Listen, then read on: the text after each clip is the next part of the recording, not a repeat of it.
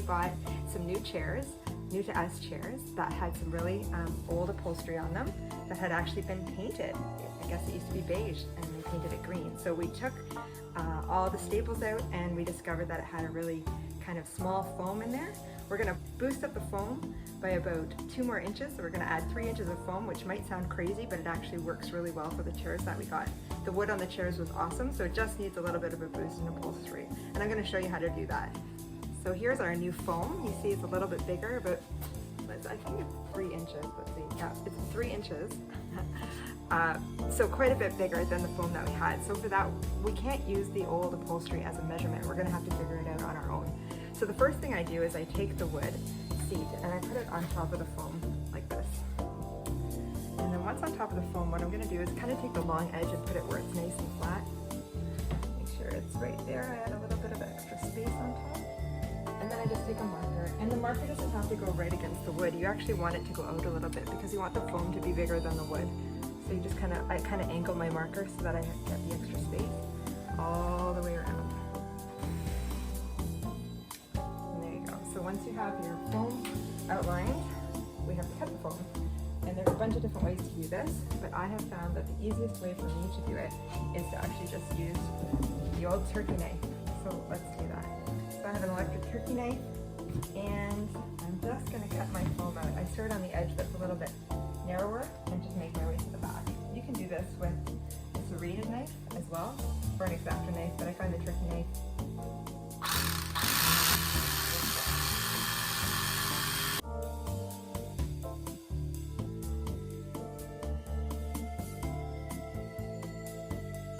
and once that's done, I find the corners are just easier to do with a scissor, so I just kind of cut those off.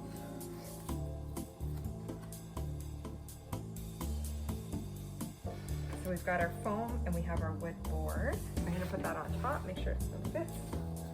And that looks great.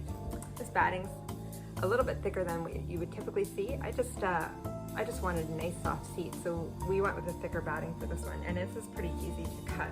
So what you do is you take your seat and you put it on your batting. And then what you want to do is you want your batting to be able to come up to the wood.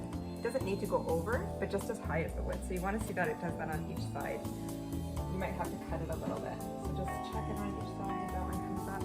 And then on this side, this tells me how far I have to cut. Again, batting's pretty forgiving because it's stretchy. So the front of my seat is wider than the back of my seat. So I kind of want to center everything around the front of my seat because that's the part that people are going to see, and that's the part that's going to stick out. So what I do is I make sure that my batting is going to make it all the way around. It does. So that looks pretty good. And then what I do is I take my middle part and I just staple it here for a second. It doesn't obviously have to be this over. It doesn't have to go over at all. And then I do that to the back as well. I always find it easier to staple away from you, so you're going to see me rolling this around a few times whenever I staple. I'm going to take the corner off.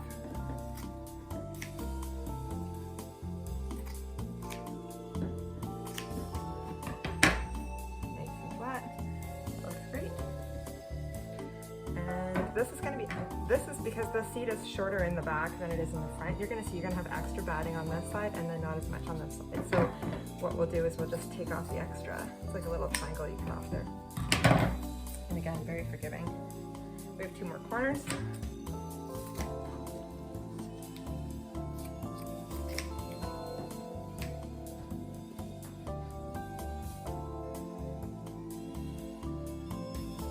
And now we sort of have our seat. So we're gonna have the foam coming up like that. You're gonna see it's right against the wood at the top.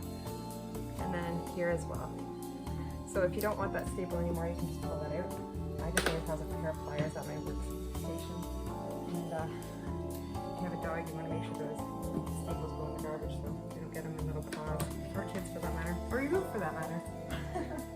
Alright, so batting is set, and the next piece that we need to add is our fabric. I've chosen kind of this blue. It almost looks like blue jean, but it's a little bit tweed, I guess. It's got a bit of texture to it. And I see that the lines run vertical this way. So I actually want it to run from front to back that way. So I'm gonna make sure that when I put my fabric down, I have the vertical lines that way. So this is gonna be the front and this is gonna be the back. I don't need to get specific. I know if you have a pattern, you need to figure out where the middle is and that. Because the lines aren't, I'm probably the only one who notices them. You just want to make sure that you've got it somewhat centered.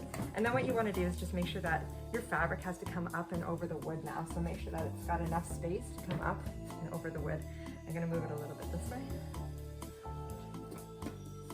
So on this side, starting with the front of my seat, I'm going to move it away from me because I always find it easier to staple when it's away from me. And the tool that you need for this is a staple gun, or if you have one of those amazing electric or air gun type staplers, you can use that. But since I don't do this very often, we're just going to use our regular staple gun. So the important thing to remember is the first staple is going to be in the center. So pull it nice and tightly. And I always find a nice rub with the hand up, gets all the wrinkles out. Pull it nice and tightly. And then you're going to staple in the center. If it slipped a little bit there for me, I'm going to just pull it again. And you just want to staple right in the center like that. So this is the front of it. So that's the part that's going to be where your legs are leaning against. And then I'm going to do the same to the back. Pull it nice and tight. Make sure your batting is nice and straight as well. Rub your hand up against it. And right in the center is where your first staple is going to go. So that's the first piece. Now we're going to do the sides. I want to make sure my fabric is up. Yep, super. So let's do one side first. Same idea.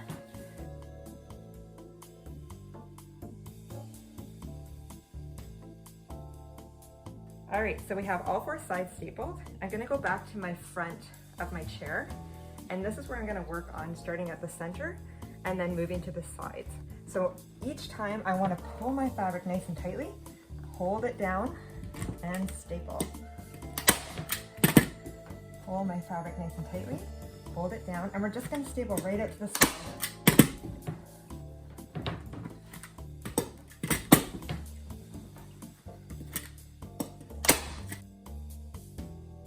And I'm just going to go almost to the edge, but not quite. So I'm just going to leave a little bit of space there. And that's my first side done. So I've done up to the middle, nice and tight, and now we're going to go to this side. So that's the front of the chair, and you can see it's going to look like that, nice and straight, very nice. So now we're going to do the back of the chair. So let's take a look at that. And here we go, that's what it looks like. So the one thing I think about the corners is there's a lot of excess fabric, right? So what you can do is it can actually lie flat here. So what I do is I take my scissors and I just kind of follow it to the corner like that. Not all the way, because we still want some of that fabric coming over. And then I just kind of cut a triangle off like that. So it's like a little, there you go, little triangle. And then this top part can come right off as well. So it kind of looks like that.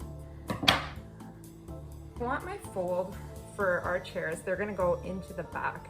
So the front's gonna be nice and smooth, and then the little corner is gonna be in the back. So I just kind of fold it like this.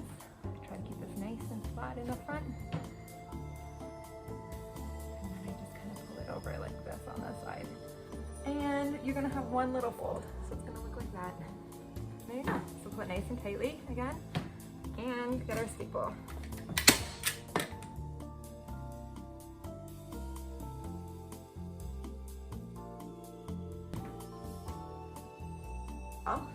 Again, cut off the excess that I usually do. And I just go straight up. A little triangle, like that. And then I usually cut off the top because we don't need that much of it. All right, so we have this little dude. All right, and I want my fold to be on the side. So the front is gonna be nice and flat, and the folds are gonna be on the side. So just kind of fold it under. It's like you're almost doing a birthday gift here. Sometimes there's even excess fabric here and you just cut off more. Whatever you don't need. There you go. So that tucks in there. It's gonna be nice and flat in the front. And then the corner just goes on the side.